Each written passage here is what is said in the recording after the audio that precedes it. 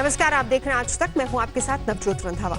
पता नहीं उसे जमीन निगल गई या फिर आसमान खा गया। सबसे बड़े सूबे की पुलिस ने पूरी ताकत झोंक दी है, फिर भी गैंगस्टर विकास दुबे का अभी तक कुछ भी पता नहीं चल पा रहा है। और इस बीच हैरान करने वाली खबर यह है कि विकास दुबे 2 दिनों तक मौका वारदात से चंद किलोमीटर की दूरी पर ही था, वहीं पर छिपा हुआ था, लेकिन पुलिस को भनक तक नहीं लगी।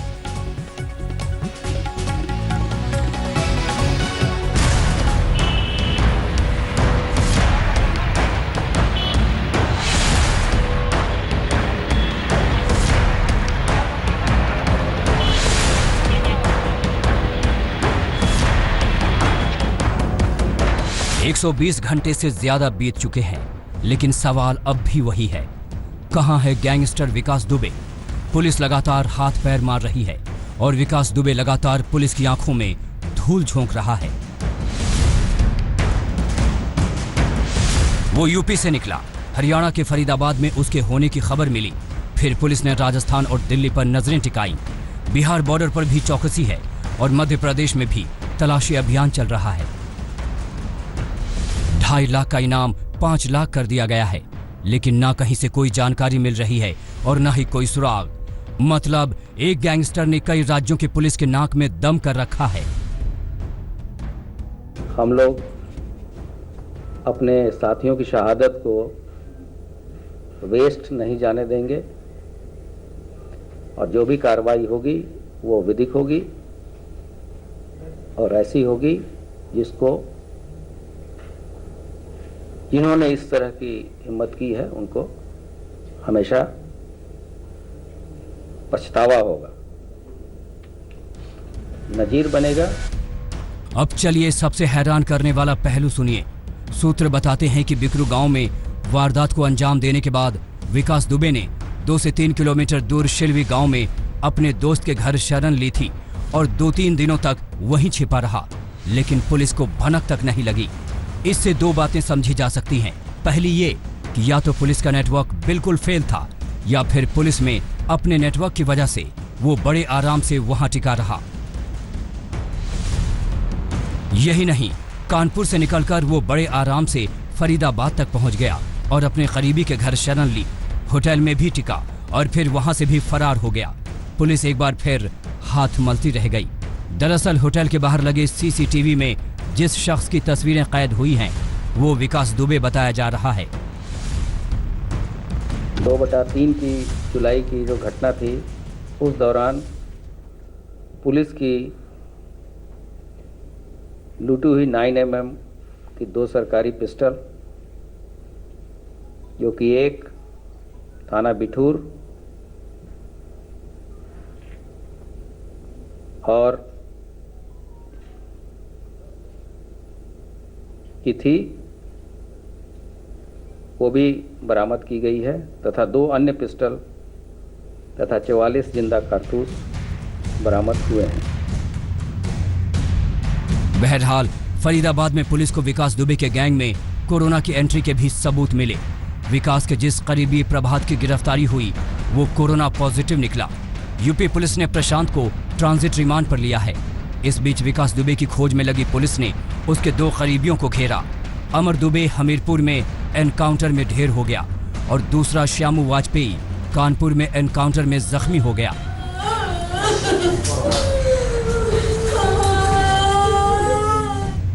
उधर विकास दुबे के भेदिया का काम करने वाले चौबेपुर के एसओ विनय तिवारी और एक दूसरे स्टाफ को गिरफ्तार कर लिया गया है। पूर्व एसओ विनय तिवारी एवं बीट प्रभारी के शर्मा को आज गिरफ्तार कर लिया गया है। इनको न्यायिक हिरासत में लिया जा रहा है। तमाम एविडेंस कलेक्शंस के बाद ये तथ्य सामने आया है। ये जो पुलिस रेड के बारे में पहले से सूचित करने के बाद विकास दुबे के द्वारा अपने को सतर्क करते हुए चारों तरफ से हमलिश लगा के पुलिस वालों को मारा गया है। पुलिस या एक्शन के बीच विकास दुबे को लेकर सियासत भी सुलग रही है। बताया जा रहा है कि विकास दुबे की पत्नी ने समाजवादी पार्टी की आजीवन सदस्यता ले रखी थी। आपके अधिकारी का नाम उसमें आ रहा है, आपके नेताओं का नाम आ रहा है, अपने मुंह से ले रहा है। मैं कहता हूं विकास दुबे का कोई इंटरव्यू दिखा दे जिसमें समाजवादी के नेता का उसने नाम लिया हो, आपके नेताओं का नाम आ रहा है, उसके बाद आप उसे छुपाने की कोशिश कर रहा हो। मुझे लगता है इससे ज्यादा शर्म की बात नहीं हो सकती भारतीय जनता पार्टी के लिए। विकास दुबे के साथ उसकी पत्नी और बेटा भी फरार है। अब यूपी पुलिस ने पूरे दुबे परिवार वाला पोस्टर भी छपवा लिया है और सारे बॉर्डर पर चिपका दिया है। विकास दुबे के लखनऊ वाले घर पर भी एलडीए ने नोटिस चस्पा कर दिया है और दस्तावेज मांग लिए हैं।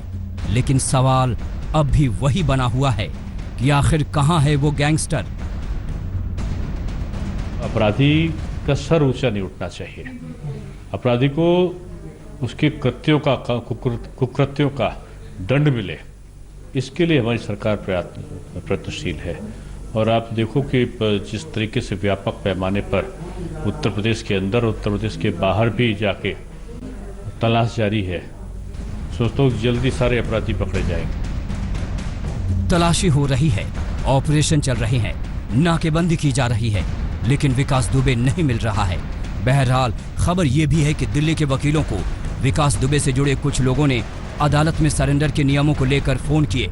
तो क्या विकास दुबे गिरफ्तारी से पहले सरेंडर कर देगा और एक बार फिर पुलिस हाथ मलती रह जाएगी? दिल्ली से अरविंद ओझा के साथ शिवेंद्र श्रीवास्तव, कानपुर आज तक।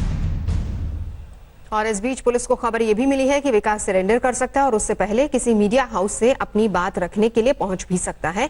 इसके बाद पुलिस ने नोएडा में फिल्म सिटी के सभी रास्तों पर नजर रखना शुरू कर दिया है। उत्तर प्रदेश के कानपुर का गैंगस्टर जिसने 8 पुलिस वालों की हत्या की है, वो अभी भी फरार है और पुलिस उसको पकड़ने के लिए जगह जगह पर खाक छान रही है। जब से ये खबर आई है कि एनकाउंटर से बचने के लिए विकास दुबे जो है वो मीडिया हाउस में सरेंडर कर सकता है और उसी के मद्देनजर यूपी पुलिस की जो टीमें हैं वो इस फिल्म सिटी में रात भर जो है उनको यहाँ पर तैनात किया गया है। ना कि सिर्फ इस गेट पर बल्कि फिल्म सिटी के अंदर जाने वाली हर गेट पर यूपी पुलिस के जवानों को तैनात किया गया है और हर आते जाते जो अज्ञात लोग भी दिख रहे हैं उनसे जरूर पूछताछ की जा रही है। जो भी गाड़ियां अंदर फिल्म सिटी के अंदर जा रही हैं, जो भी अज्ञात नजर आ रहा है, उनसे पुलिस वाले जो है वो पूछताछ कर रहे हैं। और फिल्म सिटी के अंदर जो है भी कई पुलिस वाले जो है वो गश्त लगा रहे हैं। कुछ सादी वर्दी में भी हैं तो कुछ पुलिस वाले जो है वो अंधेरे में बैठे हुए हैं और चारों तरफ से वो गश्त लगा रहे हैं। एम्स प्रशासन की बड़ी लापरवाही से जहां हिंदू परिवार ने 2-2 बार अंतिम संस्कार किया, वहीं मुस्लिम परिवार को शव नहीं मिल पाया। और इस मामले में एम्स प्रशासन ने जांच के लिए कमेटी बनाई है और 2 कर्मचारी को सस्पेंड किया गया है।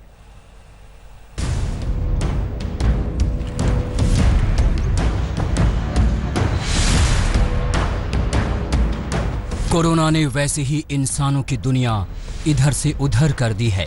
उस पर अगर एम्स जैसी लापरवाही हो जाए तो सोचिए उन परिवारों का क्या हाल होगा जिन पर यह बीती है। हिंदुस्तान के सबसे बड़े सरकारी अस्पताल एम्स ने तो हद ही कर दी।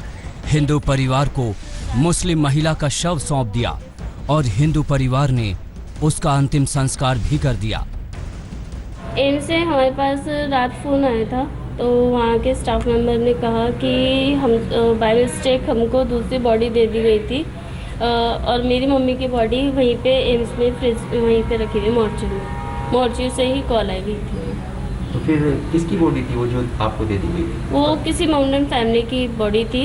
उनका नाम तो वैसे मुझे पता नहीं था किनकी बॉडी थी। उनकी मोमडन फैमिली की बॉडी। एम्स में सबसे बड़ी लापरवाही, हिंदू परिवार को सौंपा मुस्लिम महिला का शव। एम्स के 2 कर्मचारी सस्पेंड। एम्स में शव बदलने के बाद मोर्चरी में काम करने वाले 2 कर्मचारियों को सस्पेंड कर दिया गया है। लेकिन शरीफ खान ऐसे बदनसीब भाई हैं जिन्हें अपनी बहन के अंतिम संस्कार का मौका भी नहीं मिला, क्योंकि एम्स की लापरवाही से उनकी बहन का शव गाजियाबाद के हिंदू परिवार को दे दिया गया। अब शरीफ खान ऐसे लापरवाह कर्मचारियों के खिलाफ केस दर्ज कराना चाहते हैं, लेकिन उनका कहना है कि पुलिस एम्स से मिली हुई है और उनकी एफआईआर दर्ज नहीं कर रही। रात से मैं यहाँ पर हूँ, कल दोपहर से यहाँ पर हूँ मैं। अब तक कोई पुलिस वाला कोई भी, मैंने लिख के स्टेटमेंट लिख के दे दी जो भी लिखना था मुझे, वो भी कंप्लेन करने को अभी तक तैयार नहीं है और हमें कोई भी इंसाफ नहीं मिल पा रहा है। ये लोग जो है एम्स की तरफ से मिले हुए हैं पुलिस वाले, कोई भी सूचना हमारी तरफ नहीं दे पा रहे हैं ये लोग और ना हमारी हेल्प कर पा रहे हैं ये लोग। आम आदमी पार्टी के विधायक सोमनाथ भारती भी एम्स पहुंचे और एम्स प्रशासन से कड़ी कार्रवाई की मांग की। जो यहाँ के ट्रॉमा सेंटर के हेड हैं डॉक्टर अमित, उनसे मिलकर मुझे आया और उन्होंने इस बात को माना कि ये गलती बहुत ही बड़ी है, लापरवाही बहुत बड़ी है और ऐसा पहली बार यहाँ पे हुआ है।